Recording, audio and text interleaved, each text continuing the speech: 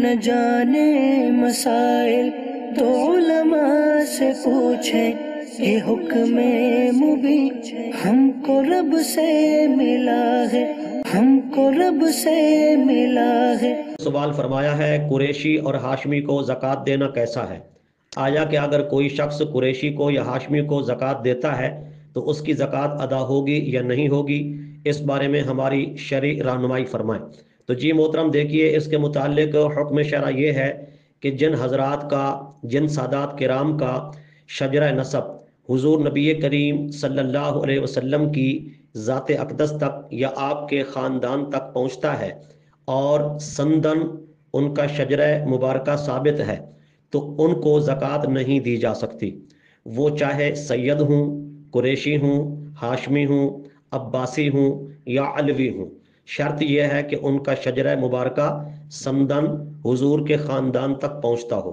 मसलन जो सादात हैं वो हज़रत सैयदा तैयबा ताहिरा शहज़ादी कौनैन लख्त जिगर मुस्तफ़ा बीबी फ़ातिमतुज़ ज़हरा सलामुल्लाह अलैहा की औलाद में से हैं, वो सैयद हैं। इसी तरह नवासे रसूल हज़रत इमाम हसन मुश्तबा रज़ी अल्लाह तआला अन्हु की जो औलाद हैं वो भी सैयद हैं। और इसी तरह हज़रत सैयदना सैयदुश्शुहदा इमाम हुसैन रज़ी अल्लाह तआला अन्हु की ज़ात गिरामी तक जिनका शजरा पहुँचता है वो भी सैयद हैं। लिहाजा सैयद को ज़कात नहीं दी जा सकती। इसी तरह जिनका शजरा नसब हज़रत सैयदना अली बिन अबी तालिब या जाफ़र बिन अबी तालिब तक पहुँचता है और सही तरीके से साबित है, वो अलवी कहलाते हैं, उनको भी ज़कात नहीं दी जा सकती। इसी तरह जिनका शजरा नसब हुजूर के चचा जान हज़रत सैयदना अब्बास बिन अब्दुल मुत्तलिब तक पहुँचता है, इनको भी ज़कात नहीं दी जा सकती। लिहाजा सैयद को, कुरैशी को, हाशमी को, अब्बासी को, अलवी को, ये सब सादात किराम हैं, बनु हाशिम हैं, लिहाजा इनको ज़कात नहीं लगती। इनकी अगर कोई बंदा खिदमत करना चाहता है तो अपनी जेब ख़ास में से करे, नफली सदक़ात के ज़रिए करे।